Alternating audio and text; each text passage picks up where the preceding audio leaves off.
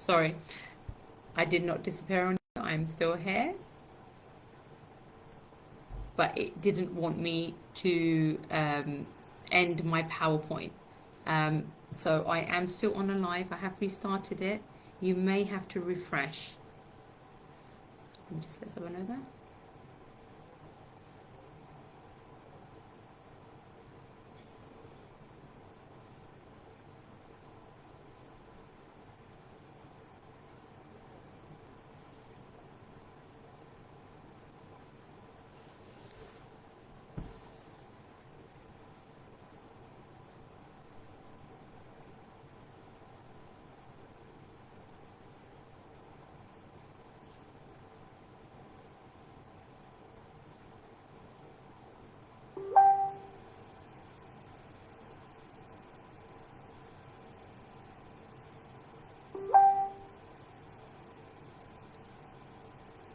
Can everyone hear me now? If you just refresh.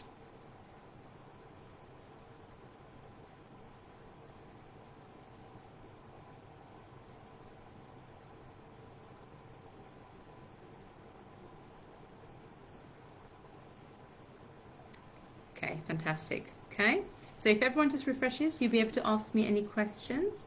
So I'm now looking at comments for any questions and answers that you may have. Okay, and I'm scrolling down to see any of the comments as well. Okay, fantastic. Okay. Yes, so I agree with you, definitely. Travel, the commute, definitely do it a few times. Make sure you know that you are very happy. Okay, very important.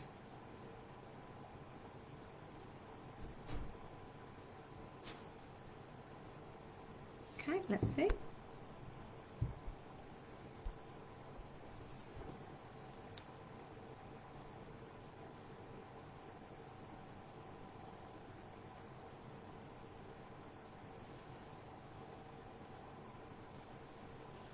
Okay, does anybody else have any questions?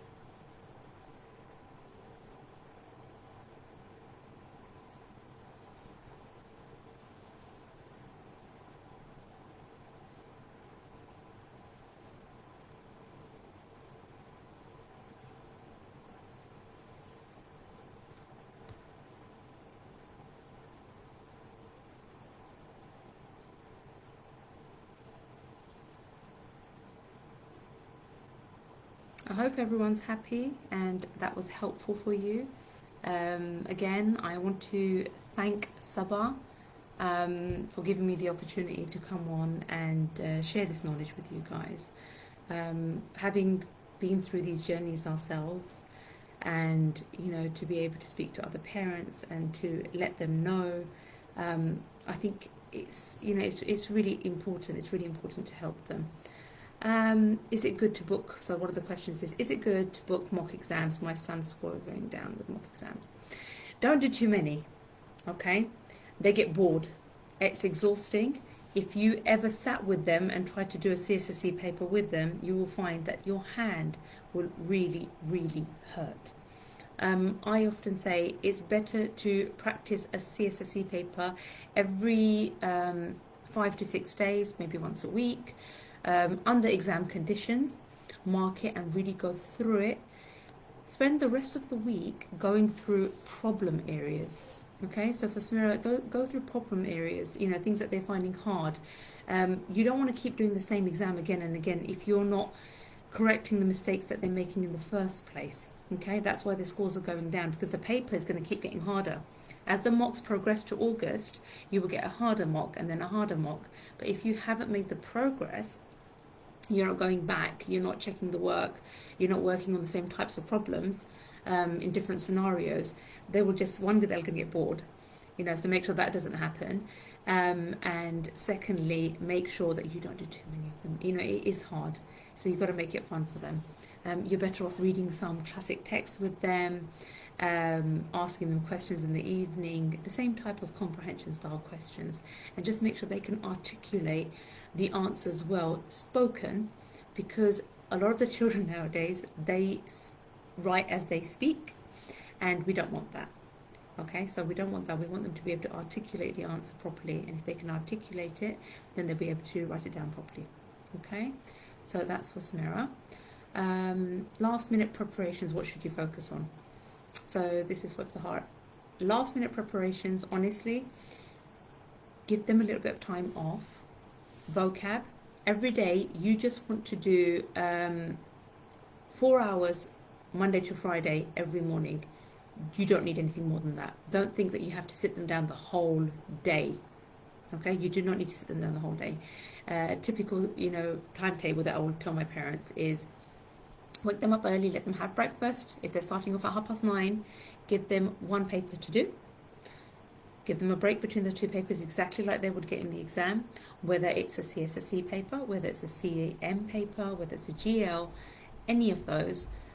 Once they've done that, then let them have a break, mark it, go through it with them, and then give them the rest of the day off. In the evenings, you can make them do some vocab, reading, and maybe 4 10-minute tests, and it's more than enough. Weekend, they don't need to do anything. Unless they're going to a mock, they don't need to do anything on a weekend. But like I said before in the PowerPoint, the biggest focus is the last 3 papers. It's going to be based on the last 3 papers, and that's where they take most of the types of questions from. So that's really key, especially in the last week. Sorry, I'm just going to scroll up and see. 10% harder. Okay, in the terms of difficulty, okay, so the paper itself, the difficulty of the questions, they get harder. So it might be as simple as saying that, okay, in 2019 they decided to ask what was 1/3 plus 3/6, whereas now they will give you improper fractions, they will give you mixed numbers. So like that, the paper is just getting significantly, just a little bit harder each year. The same type of question is there, but the way that they're asking it, the level of difficulty is just increasing ever so slightly each year. Okay, so that's what you have to make sure that you understand well. Classic text for you, definitely I would recommend things like Secret Garden, lots of Charles Dickens, Michael Morpurgo, any of these, Alice in Wonderland, Jane Eyre, any of the really good classic texts. Please, you don't have to read the whole book. And that's something I'm going to really, put out there. I mean, have you seen the size of Nicholas Nickleby? It's that thick. And you've only got 6 weeks left. You're going to be stuck reading only 3 books. The best thing you can do is go to the beginning of the book or pull out one of the chapters from the middle of the book and get your child to read that chapter with you and make sure they understand the vocabulary. They get a very good gist of what is going on, who the characters are, what they're doing, what type of character are they. Think about whether they are good, whether they are bad. What are they doing? Why are they there? How are they coming across to you? So these are the kind of things that we want to focus on when you're reading a classic text. You don't need to know the whole story. Okay, they will never give you a whole story in the main exam either.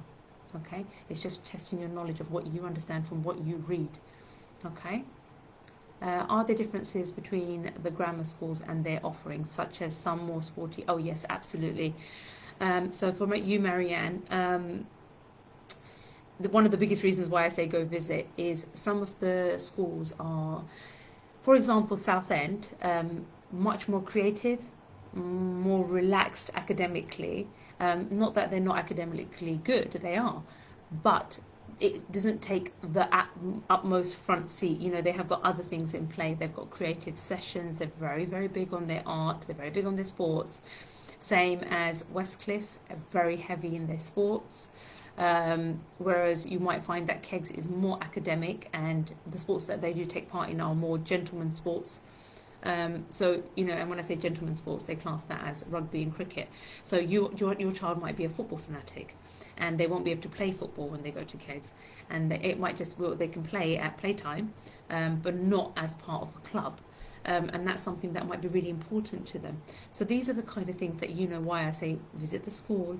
You will see if your child has got a specialism in art, they're very creative or they're very musically inclined, then they're going to go for the school which suits them the most. So that's another reason why I keep saying go and visit, see what they're good at.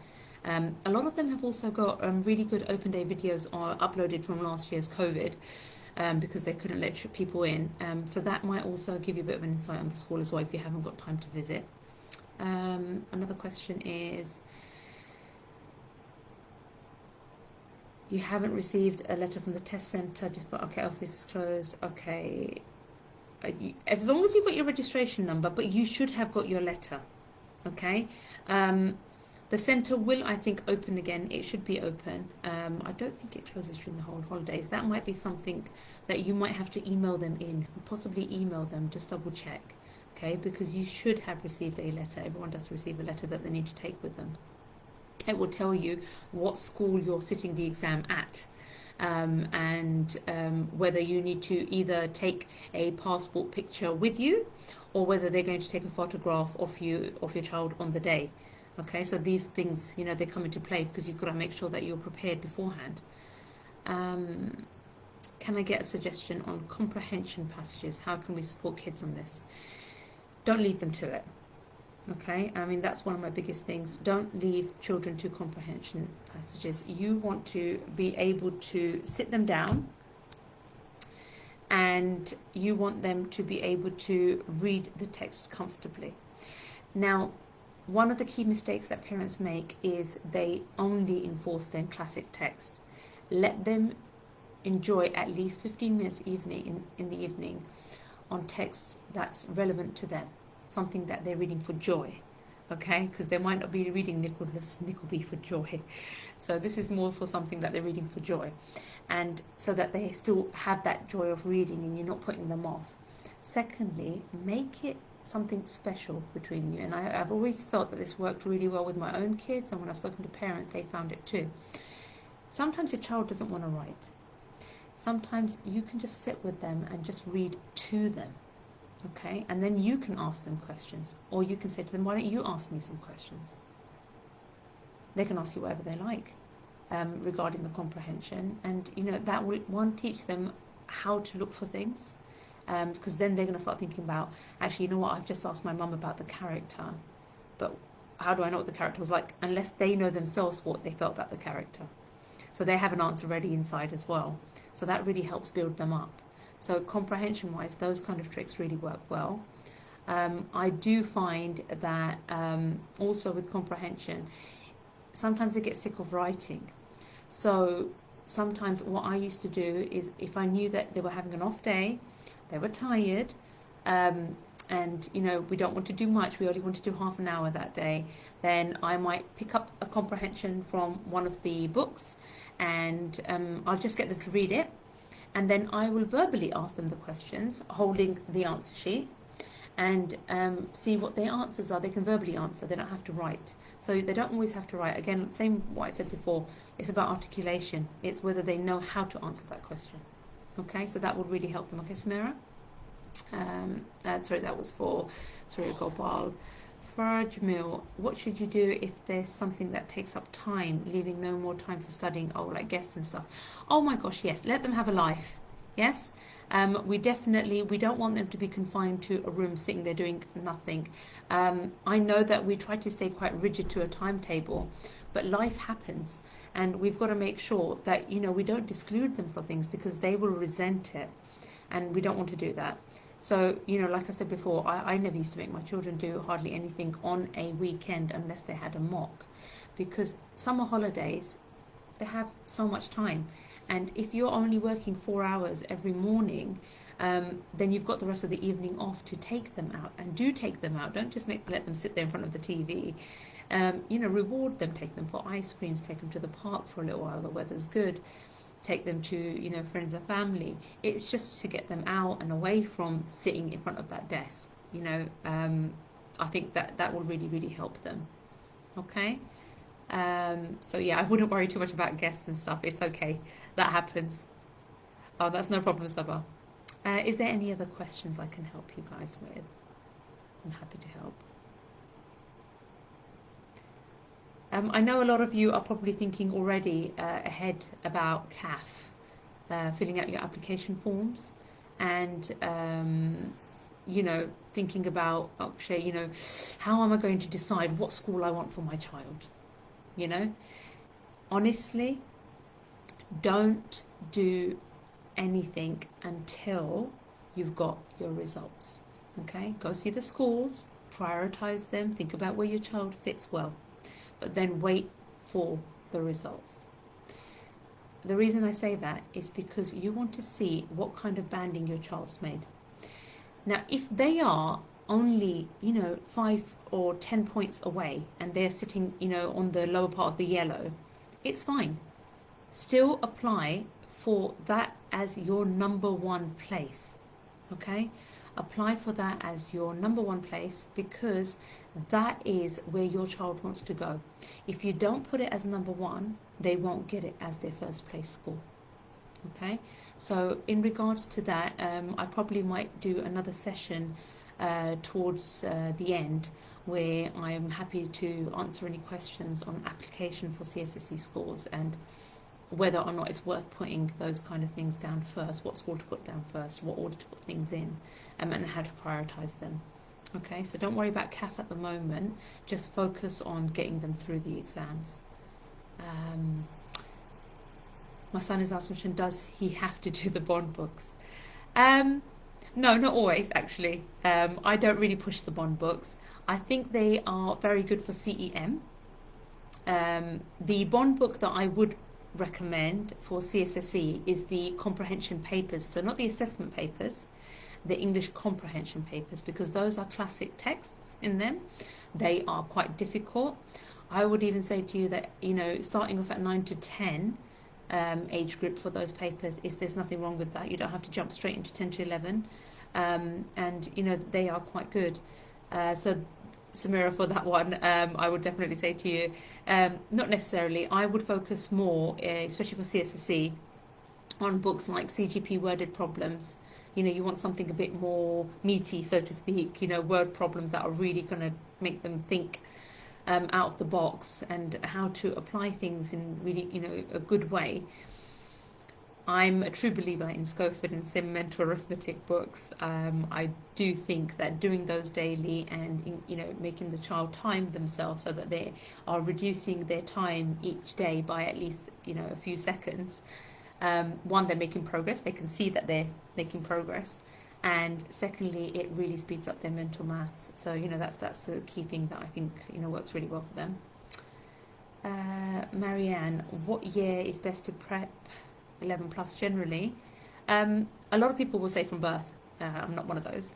I think a child can change any time, at any moment, and it's unfair to say that they can't do something, because I've had so many students who join, right at the end even, in the last 6-7 months, and they do very well. It's about their willingness to work hard and their ability, and as they say, how much you put in is what you're going to get out. So if it's a last minute thing and they've decided last minute we want to do this, that's fine. I start my tuitions off, Marianne, at year 4, and the reason I start off at year 4 is because year 3 is about them being at home and just solidifying things like reading, vocab, doing their 4 operators really, really well. So multiplying, dividing, adding, taking away. They need to know that really, really well. They need to know the times tables really well. So if they focus on things like that in year 3, they don't need to be in a tuition to do that. I feel that year 4 is a great time to start. Even mid-year 4 is a good time to start, because the way I do the planning is we cover off majority of the year 4 and year 5 work in year 4, so that when they start year 5 with me, we're covering off the rest of year 5, revising the key topics. We finish off year 6 by about Feb, and then after that we start working on worded problems, because that's obviously one of the key things. We start working on reasoning, identifying what the question is actually asking us to do. And then come Easter, all we do is papers, and then work on things that they are still lacking in. And I support them all the way through, even summer holidays with booster sessions, just to kind of get them through that stage. And they will be back with me in September, just before they go in for the exam as well, just to get that final push. So any time from year 4 I think is a good time. How many practice papers we have to do to exams? I don't think it's about number of papers. I think it's about do what your child needs. You wouldn't want to give them, for example, possibly like first past the post if there was a set of papers that they did, or Let's bumper book. And they're doing so well in it that they're constantly getting 90% or 95%, same as with the LEAP papers. If they're finding them easier, then you don't need to waste time and stick to those. Give them a bit of a break and start moving on to progressively harder papers like CGP and RSL and things like that. Exam Paper Plus, their papers are a little bit more on the harder side. Pi Academy have some good ones. So there are so many resources now available out there for you. But you can get swept into the whole I need to do every single paper and every single thing. I'm very selective in what I ask my students to do, because I don't think they need to do everything. I look at what in the past has benefited them more. So depending on what exam board they're doing, it's about making sure that they are revising those topics. Revise, Rabia, what your child finds more difficult. Okay, definitely, again, CGP, 10-minute tests, great. First past the post, their worded problem book and their classic literature comprehensions are very good for CSSE.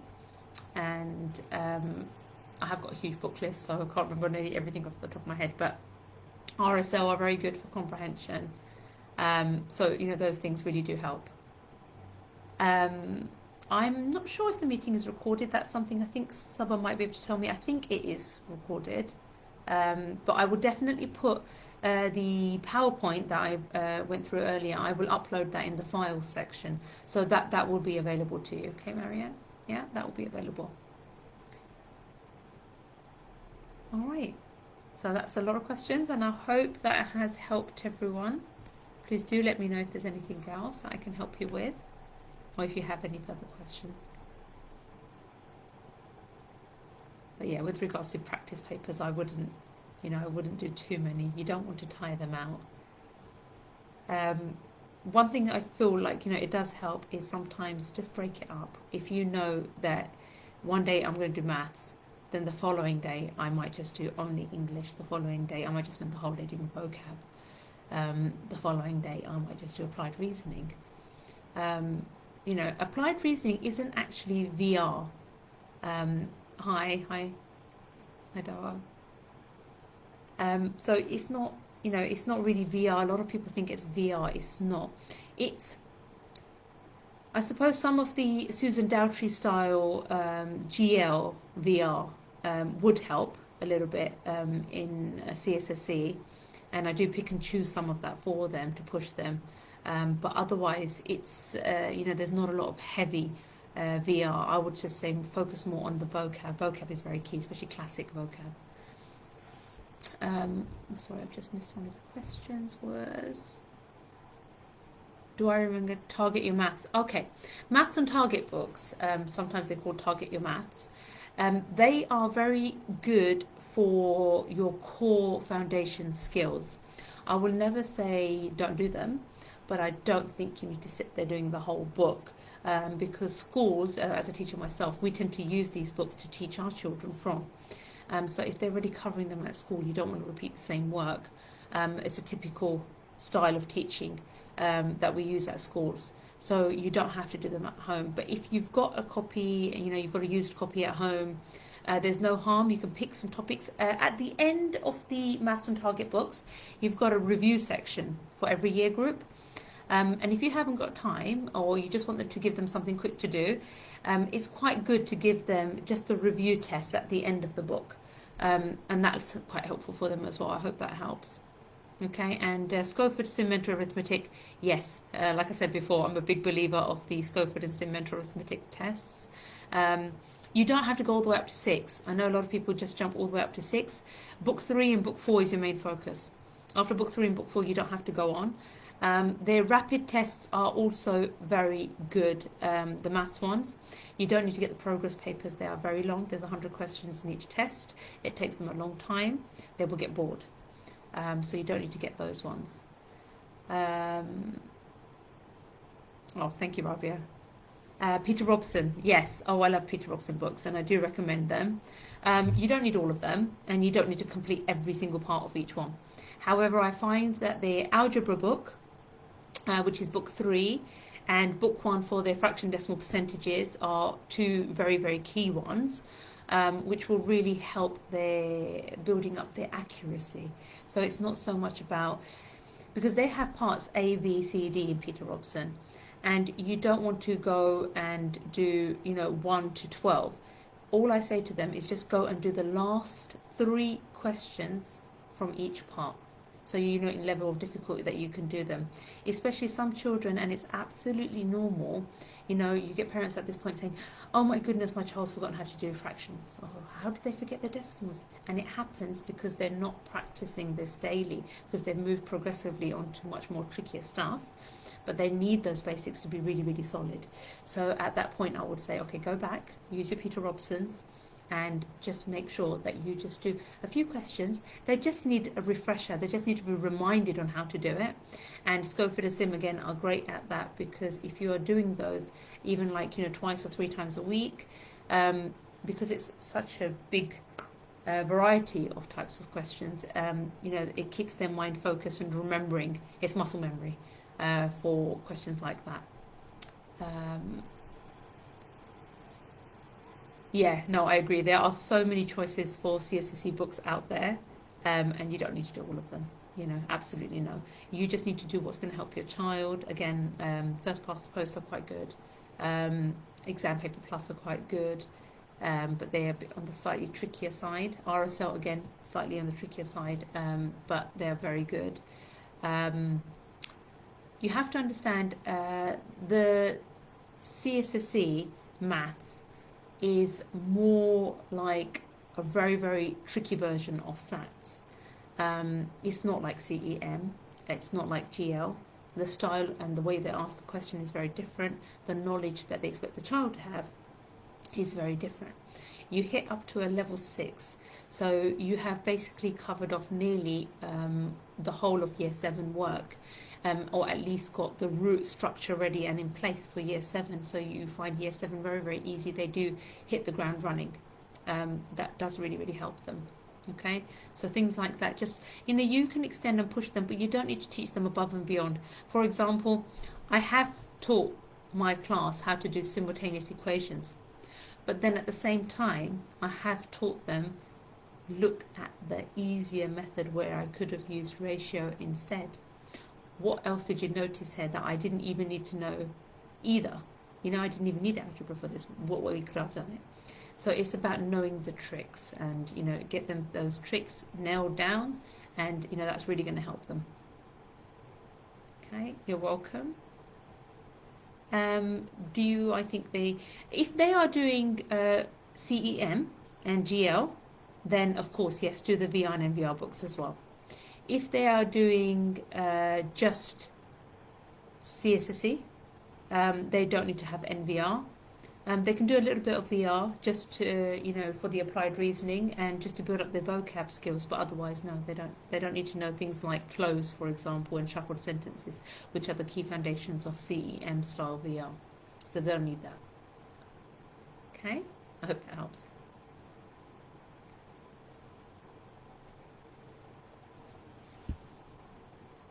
Check if there's any more that I missed. Okay, no, fantastic. Okay. So, like I said before, I will put that file up. I will upload it. And if you need anything else from me, please don't hesitate. I'm always available. I'm always checking on the group to make sure if anybody needs any help, I'm happy to help. Happy to help you with the working out. It's not a problem. Okay, so things like that. One of the things I would actually also say is with the maths, do learn certain things by heart, and that's really going to help your child with the CSSE exam. They really do test your timetables up to 20, so make sure that your children have a sound knowledge of their timetables all the way up to 20. So Mahi, this is also for you. If they're lacking in maths, one of the key things you can do for them is that make sure that they know their times tables all the way up to 20 really, really well. and backwards as well, so the inverse. So if you ask them a division question with the same timetables, they're able to do it. Make sure they know their squared numbers, at least up to 15. Yeah, the first 15. The first 15 prime numbers, at least. Knowing the other things, basically, like triangle numbers, the first 10 to 15 triangle numbers, cube numbers, and then obviously inverses as well, like the square roots of those. Because what I found is that the children over the years who know these things by heart, when they do the CSSE paper, it's like second nature. They know it.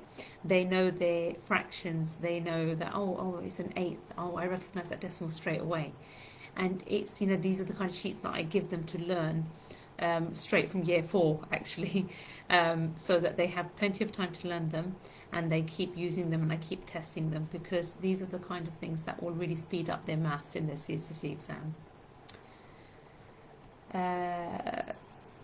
Rabia, you wanted to know more about the CEM, how to improve the VR and VR. This session is more actually for CSSE, but for CEM, if you want to improve your maths for that, so the difference between CSSE and CEM is CSSE is a much trickier paper.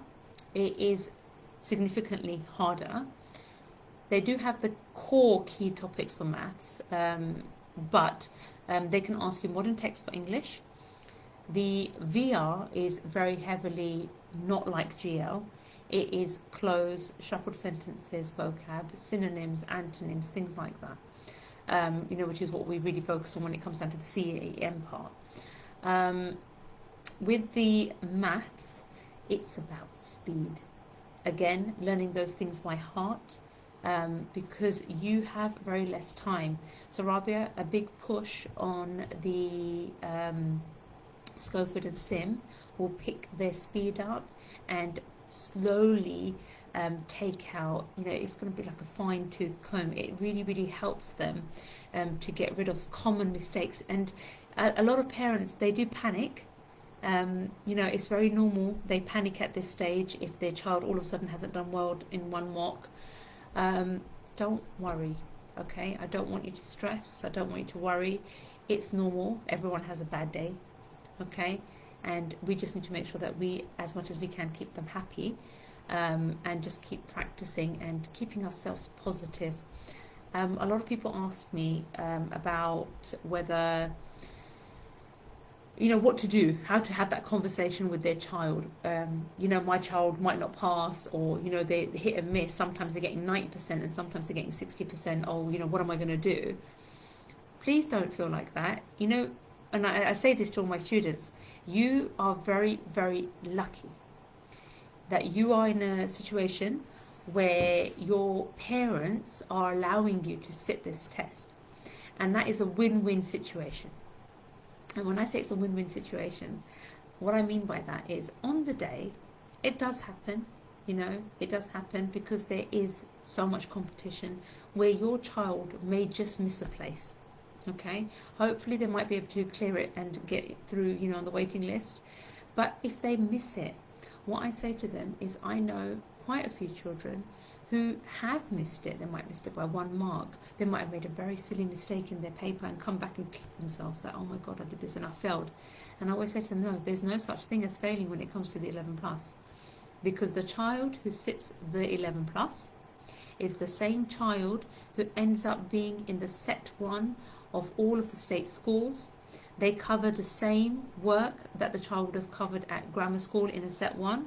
They will be doing the same papers, and those are the children who end up getting all the 9s and the 8s and the 7s when it comes down to state schools, because they sat the 11 plus. So it's a win-win situation. So never let them feel disheartened, and give them a lot of positivity. It's very important.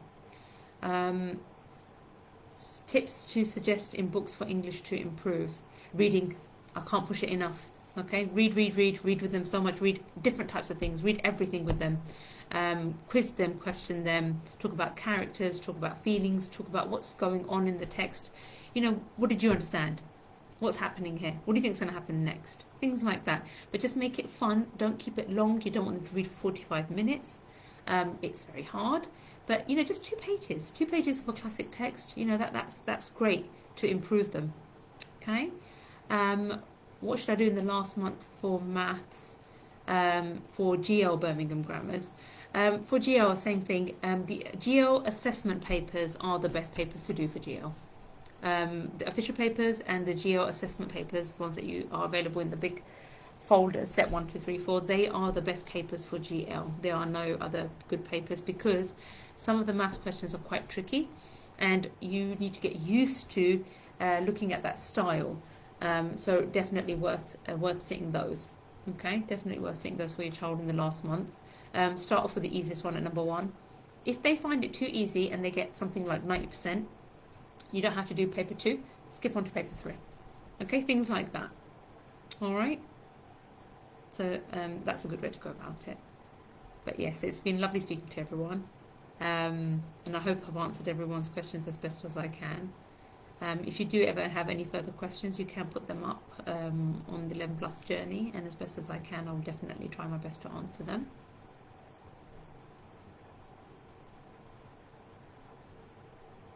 And thank you. Okay, so I think all the questions are done. Oh, we've got one more.